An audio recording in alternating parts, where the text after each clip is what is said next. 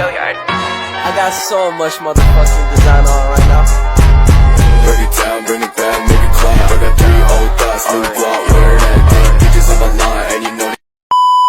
Sejarah singkat zakat. Yang pertama, sejarah zakat pada masa Nabi terdahulu.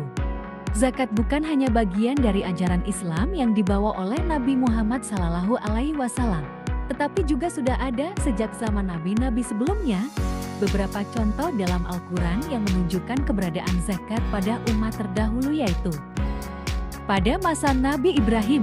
Di dalam Al-Quran disebutkan bahwa Nabi Ibrahim diperintahkan untuk menunaikan ibadah syalat dan zakat, yang menunjukkan bahwa zakat sudah ada sebagai kewajiban bagi umatnya.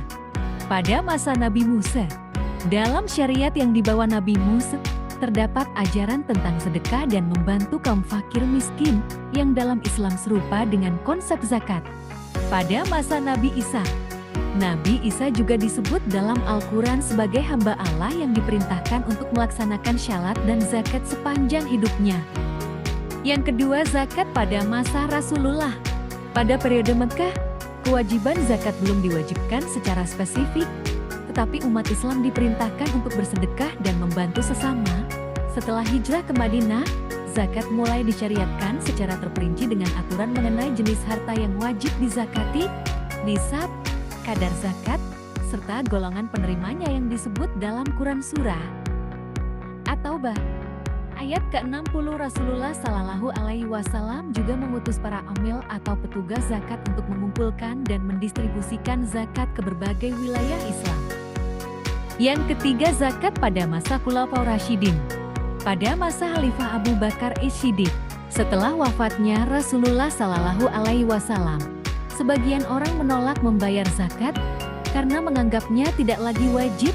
Maka Khalifah Abu Bakar menegaskan bahwa zakat adalah bagian dari Islam yang tidak boleh ditinggalkan dan memerangi mereka dalam perang Riddah.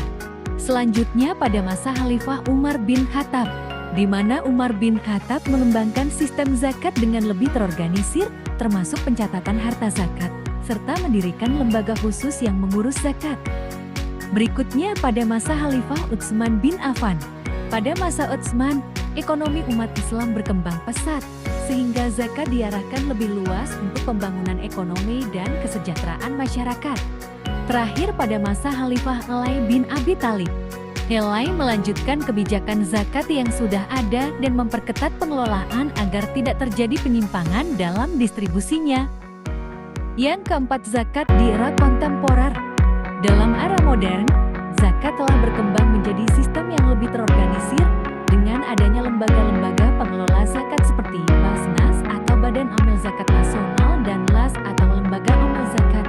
Pemerintah di berbagai negara muslim mengatur zakat melalui regulasi agar pengelolaannya lebih efektif. Selain itu, teknologi juga dimanfaatkan untuk mempermudah pembayaran dan distribusi zakat secara online. Terakhir, kesimpulan, zakat telah ada sejak zaman nabi-nabi terdahulu dan disyariatkan secara sistematis pada masa Rasulullah SAW. Pada era Khulafaur Rasyidin, zakat dikelola dengan tegas dan lebih terorganisir.